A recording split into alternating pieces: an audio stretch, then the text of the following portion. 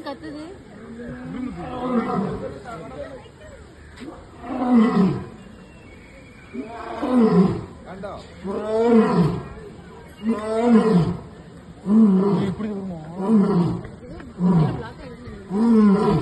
കിട്ടപ്പോ കിട്ടപ്പോ